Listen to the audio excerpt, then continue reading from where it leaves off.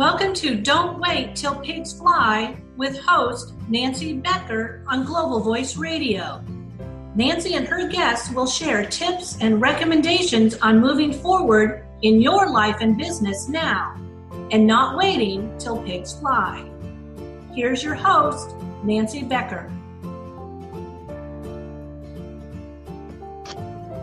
Hey everybody, welcome to Don't Wait Till Pigs Fly, a conversation with and for business owners who are seriously looking for strategies to increase revenues, add more clients to their email lists, and fulfill their dreams of success.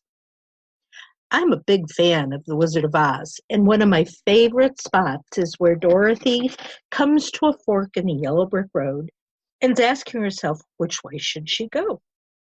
She has a conversation then with the Scarecrow, who winds up pointing in both directions and saying, well, some people have been known to go both ways. From a business standpoint, that is an extremely common occurrence. We decide one day to follow our dream, our very own yellow brick road, and off we go on an adventure. We forget, however, that we don't have directions and really aren't sure of which way is the right way to go. If you're like me, you never planned for the future of your business. What was important was that others got where they wanted to be. I would think, hey, I've got a website, I've got business cards, I have a Facebook presence, I'm good to go. Yet I could never understand why I wasn't getting the traffic that I thought I should have. Everybody should want what I have to offer, right? The saying, do as I say, not as I do, is really appropriate here. I can tell you many ways of running a business, but I never stopped to think about what I was doing for my own. It wasn't until I started taking my own advice and creating the processes and strategies necessary did things start to take off in the right direction for me. What am I talking about here? You might first answer a business plan. Everyone in business needs a business plan. But I have to answer, well, yes and no. A formal 100-page business plan is not always necessary or even advised.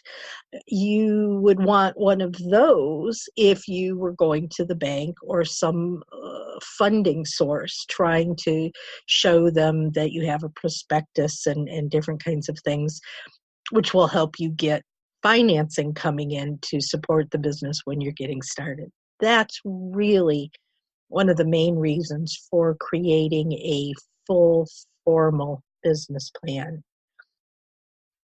What you should think about instead is something like, who do I want to work with? What is it I want to offer? Am I really cut out to be in business for myself? There's time to do a more formal plan later on, but here are some things that I think should be considered first. What we're doing now is we're actually starting to create a plan. I used the word formal a minute ago, and while this is by no means formal, I highly recommend that if you do the things that I'm talking about, you do them by getting out a pen and paper. You can do them on the computer, but there's something about writing it down that really makes it real, makes it stand out in your mind and thoughts, and actually helps you get to a point where you're doing the things that we're suggesting, and it helps in the long run. But the first thing that I think you should do when you're deciding whether you're going to be in business for yourself or not is to create a 5-year plan. How do I do that? Think about your goals for business ownership. Sit back in a quiet spot, close your eyes, and just let yourself be open to the moment. and dream about the perfect business and what that would mean for you. Many times, the idea of starting a business comes with the thoughts of being your own boss, being the one in charge, being able to do what you want to do when you want to do it, not being told by someone else that you have to do certain things and do them in a certain time frame. Here are a list of questions to ask yourself that will get you thinking about what you want to do and if you really do want to be a business owner. Think about these and check yes or no beside each one. Do you really have the desire to be your own boss rather than work for someone else? There are benefits to working for yourself and being your own business, and we named a couple of those. But there are also benefits to working for someone else. You have a much more, generally speaking, secure knowledge of at least a short-term future. You're pretty sure you'll get a paycheck at the end of the week and that you'll have a job the next day and that, there's somebody there that wants what you have to offer. And if you go into business for yourself, until you're really established, and even then, you don't know for sure that you're going to be in business tomorrow. You don't know for sure that there's going to be any money coming in or what you're going to be doing. It's totally insecure and can be worrisome and stressful for people. So think about that and decide how you feel about the uncertainty of moving forward. Are you a self-starter? Do you jump out of bed in the morning and say, wow, I've got a million things to do today. Let's get started. Or do you go, I don't want to get up. I just want to stay in bed.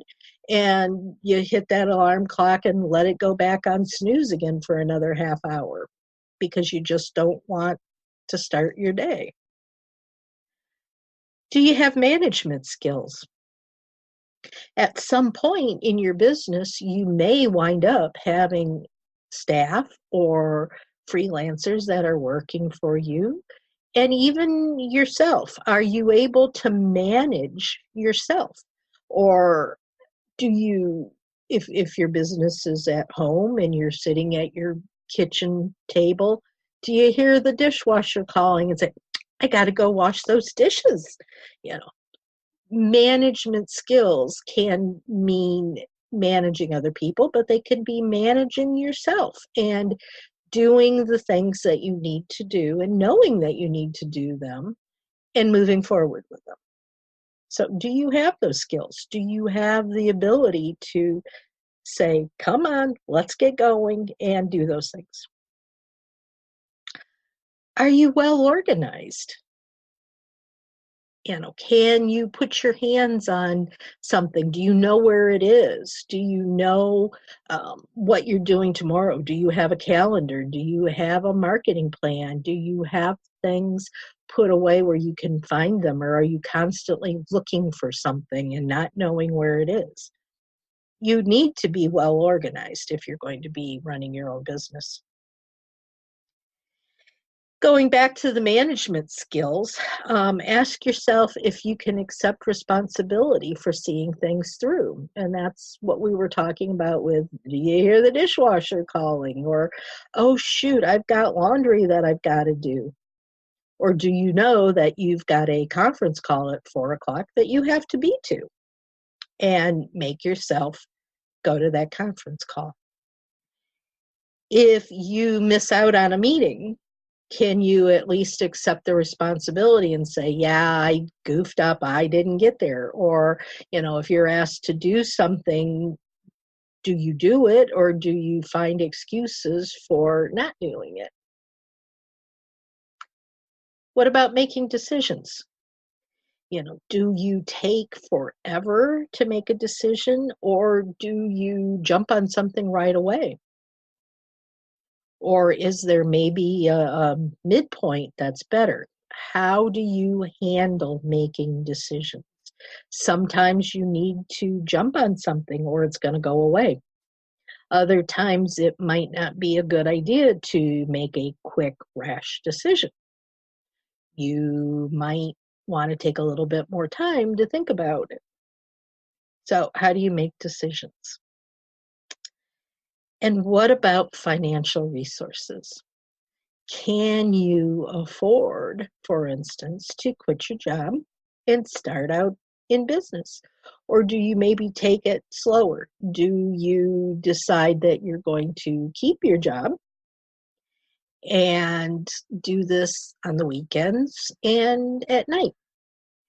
It's in modern day terminology, it's now called a side hustle.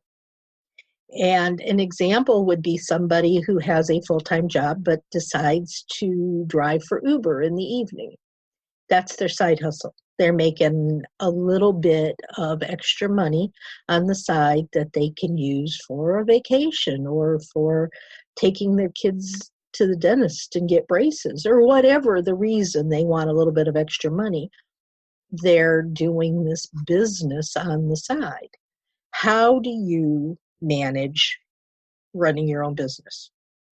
If you're going to quit everything and just go full force into that business ownership, you really need to have at least 6 months, if not more, of revenue in your bank account that's going to keep you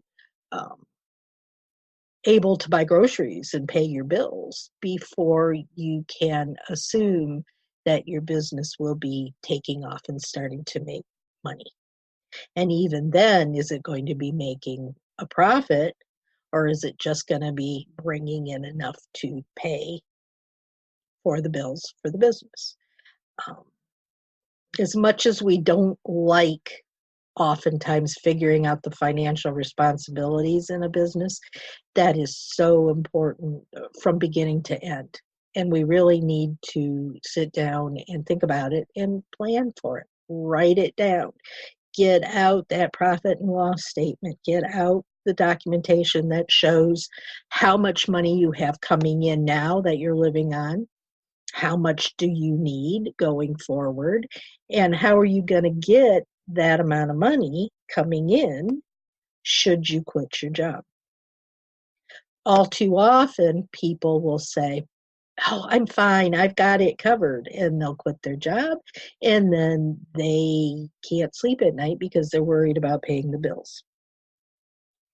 It's an important part of deciding whether you're going to be in business for yourself. It's an important part of planning for your future. Once you've decided whether you want to be in business or not, say yes, you've decided in whatever form or manner that you are going to continue to move ahead with your business. There's some other things that you need to do. When you're figuring out that 5-year plan, you need to think about where you are in 5 years. And that's the full picture. That's where you're living, how you're living, what you're doing, what kind of a car do you have, how many hours a day, how many days a week are you working, what is it that you're doing. That's all a part of that 5-year plan. Once you've created that, then you need to start figuring out how you're going to accomplish it. And many of you, I'm sure, have heard the term SMART goals. And a SMART goal stands for specific, measurable, attainable, relevant, and time-bound. Huh? What does all that mean? Well, let's look at an example of a SMART goal.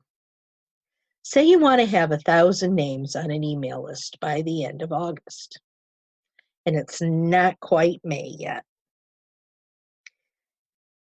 Is that 1,000 names on an email list Is that a specific goal? Yes, it is specific.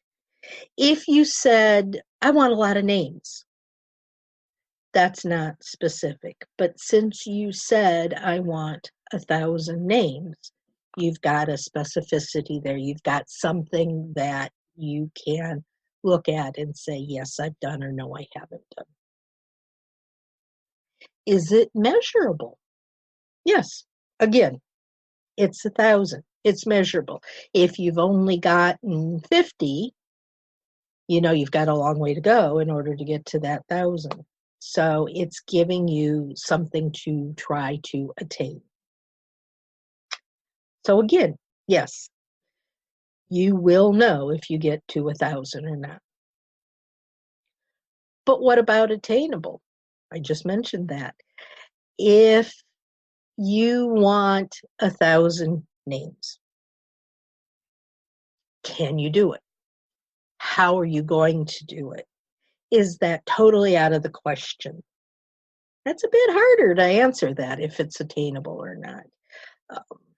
This part of the goal should be something where you really have to push a little bit, because if you say, well, I want 5 names by the end of August, that's a no-brainer. You've got how many months until August?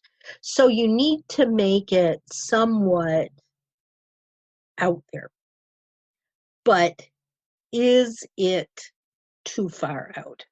Would it make more sense to say, I know that by August I can get 500 names?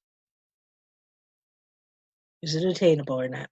You've got to figure out, and this is kind of in the gut figuring out, does it make sense to say that you can get 1,000 names? Maybe no. So if you really think, well, I really don't think I can get 1,000 names, bring it back. Say, I could probably get 500. So you change that part of the goal to 500.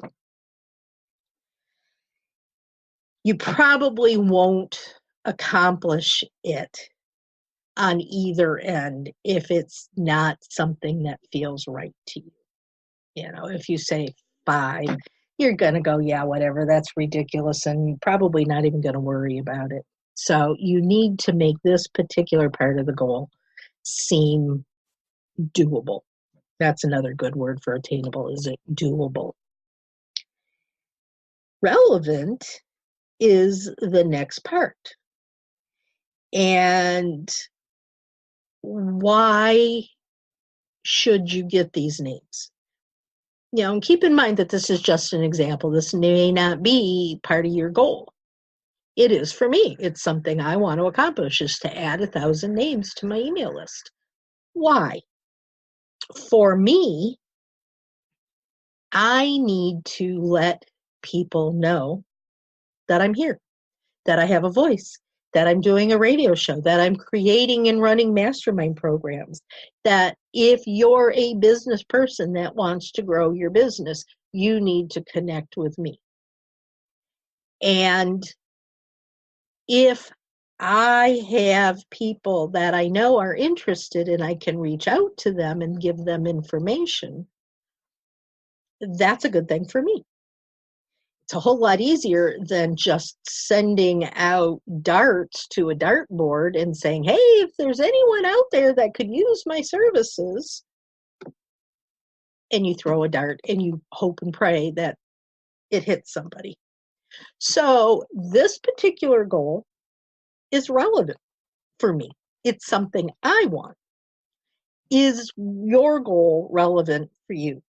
Does it make sense for you to have the goal you said you wanted?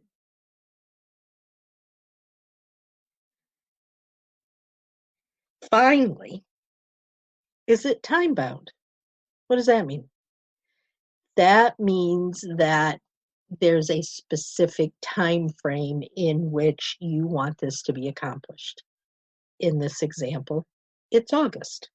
So again, yes, it's time bound. It's set around a specific time limit. If you say, oh, sometime within the next year, I want to get 1,000 names on an email list, what's going to happen? You're probably just going to sit there.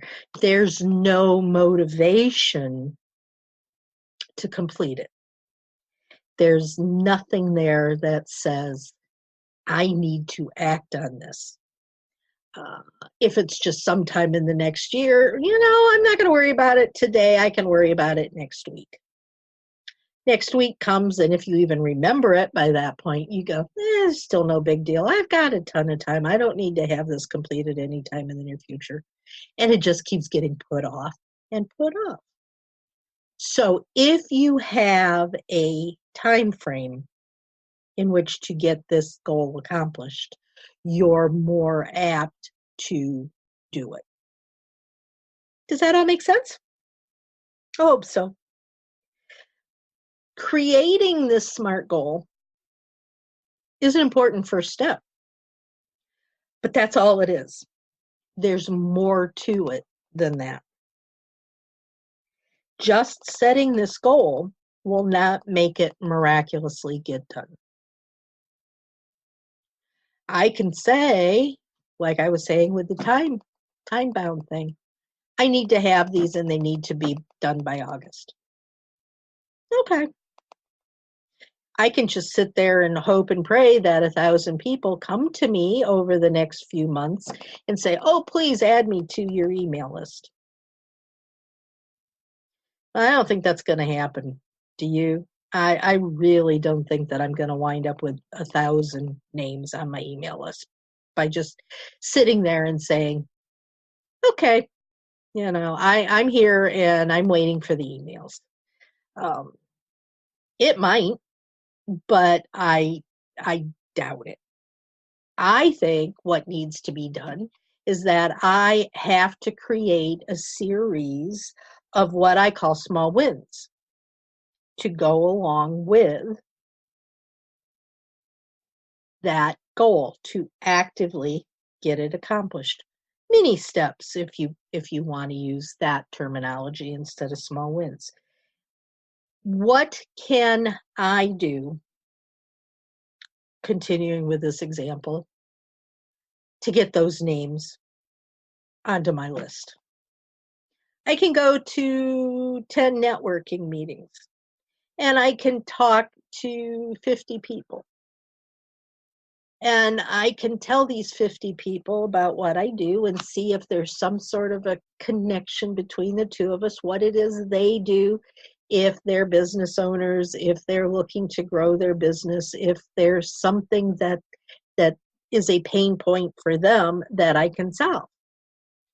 And by listening to what they're telling me while I'm talking to these people, I can say, hey, why don't you give me your email address and I'll send you one of my free reports on,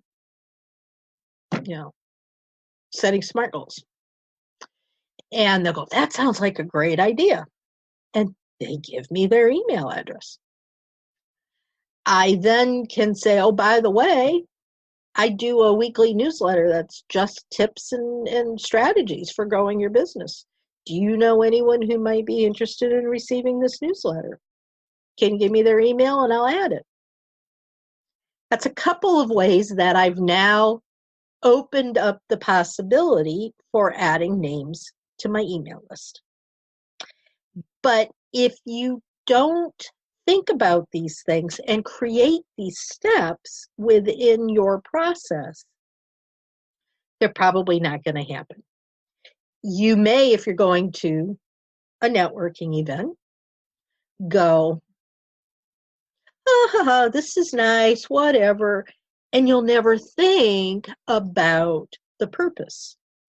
But if you've written that purpose down, and if it's topmost in your mind that you're looking to grow your email list, you're going to be more apt to have that type of a conversation with people.